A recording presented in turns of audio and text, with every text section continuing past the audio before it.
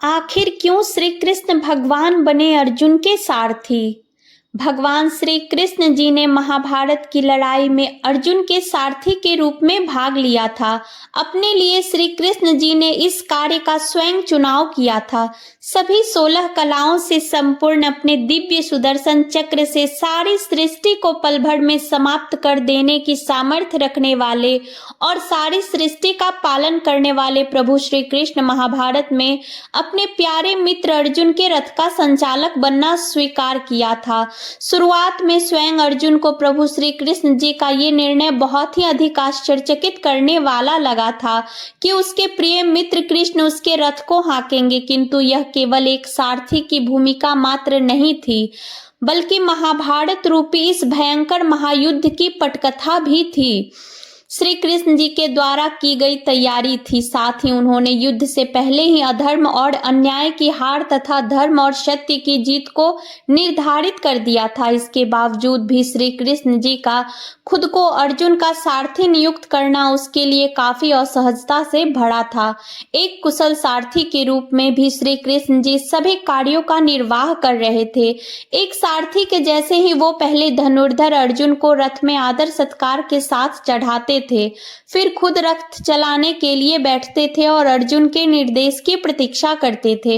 वैसे तो अर्जुन स्वयं भी श्री कृष्ण जी के दिशा निर्देश और आशीष से ही कार्य करते थे, मगर श्री कृष्ण जी अपनी अर्जुन के सारथी की भूमिका को उसके प्रति पूरे समर्पण के साथ निभाते थे।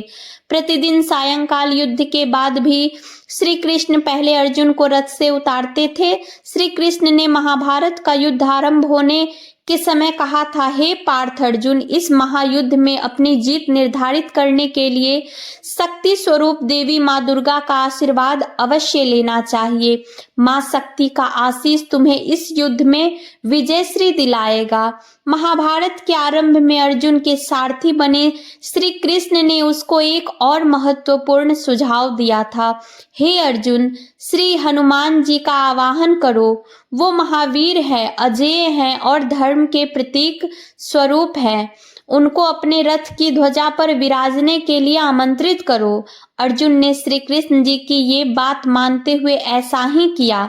श्री कृष्ण भगवान ने महाभारत युद्ध के समय ही कुरुक्षेत्र की रणभूमि में परम ज्ञान के रूप में अर्जुन को गीता सुनाई थी। उस समय भी श्री कृष्ण भगवान एक सारथी की ही भूमिका में थे।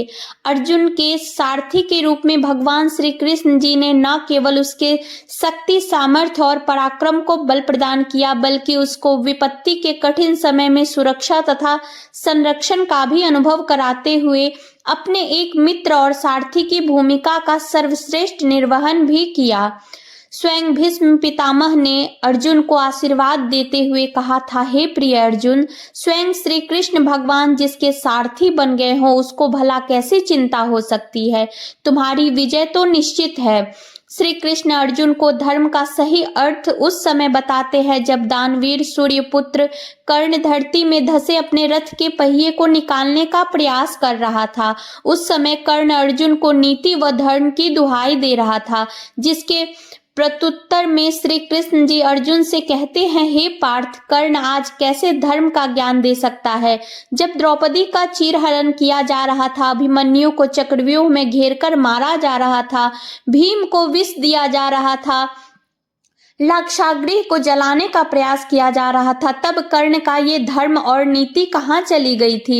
यही समय है कर्ण को समाप्त करने का। उस समय श्री कृष्ण जी के सही दिशा निर्देश से ही कर्ण का अंत हो पाया था। श्री कृष्ण जी ने सारथी के रूप में ही अर्जुन की सहायता करते हुए जयद्रथ जैसे दुष्ट का वध करवाने के लिए व्यूह रचा था, जिस कारण अर्जुन जयद्रथ का वध करने में सफल हो सके थे। प्रभु श्री कृष्ण ने अर्जुन के सारथी की भूमिका को बखूबी निभाया था। एक समय अर्जुन विचार कर रहा था कि अगर कृष्ण जी मेरे रथ का संचालन न किया होता तो पता नहीं मेरा क्या होता। भगवान श्री कृष्ण एक ओर अपने हाथों से अर्जुन के रथ के घोड़ों की लगाम पकड़े थे, तो दूसरी ओर महाभारत के उस महायुद्ध की समग्र डोर भी मानो उन्हीं के वश में थी। जब महाभारत का वो युद्ध समाप्त हुआ तो कुरुक्षेत्र की रणभूमि में भगवान श्री कृष्ण जी रथ पर बैठे हुए थे। उनके होठों पर आज भी हमेशा बनी रहने वाली वो एक निश्चल मुस्कुराहट विद्यमान थी, जो शायद अब और भी अधिक गहरी हो चुकी थी। श्री कृष्ण भगवान जी के भावों के साथ में उनका व्यवहार भी आज कुछ बदला हुआ सा था।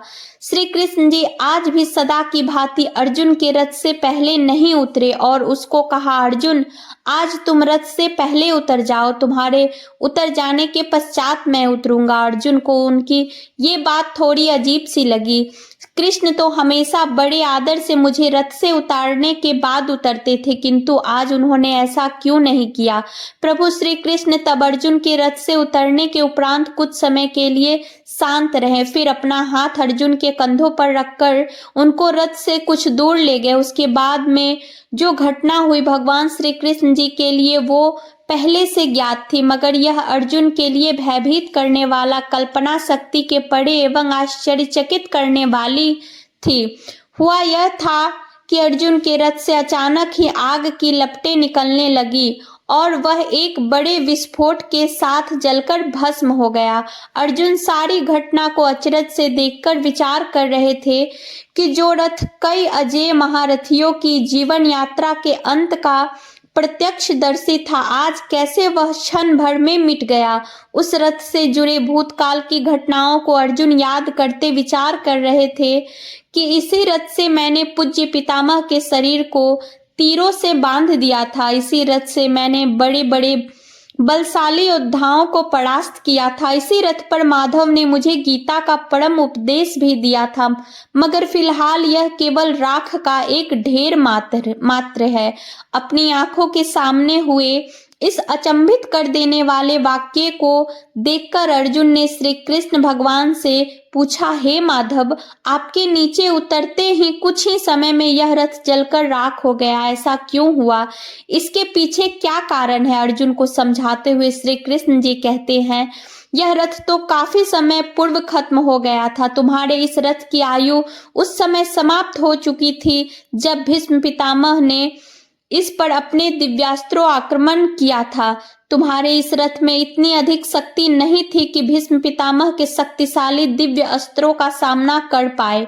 फिर बाद में उसकी सामर्थ्य और कम हो गई जब द्रोणाचार्य और कर्ण जैसे बड़े महारथियों के भयंकर दिव्यास्त्रों से प्रहार हो रहा था। तुम्हारा यह रथ तो कब का अपनी मृत्यु का वरण कर चुका था। अर्जुन, श्री कृष्ण के ये वचन सुनकर अर्जुन के संशय में और अधिक वृद्धि हो गई, इसलिए वह बोला, हे श्री कृष्ण, जब मेरा यह रथ इतने पहले नष्ट हो चुका था तो इतने दिनों तक फिर यह चला किस प्रकार?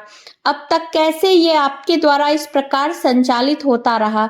भगवान श्री कृष्ण अर्जुन के प्रश्न का उत्तर देते हुए बोले, ये सही है कि तुम्हारे इस दिव्य रथ की आयु पहले ही समाप्त हो गई थी, मगर मेरे संकल्प से तुम्हारा यह रथ अभी तक चल रहा था। इसकी आयु के समाप्त हो जाने के बाद में भी इसकी आवश्यकता थी, जिस कारण ये अब तक चला। धर्म स्थापना के इस महायुद्ध में इस रथ का भी बहुत बड़ा योगदान रहा, जिसकी वजह से मेरे संकल्प से इतने समय तक यह चलता रहा।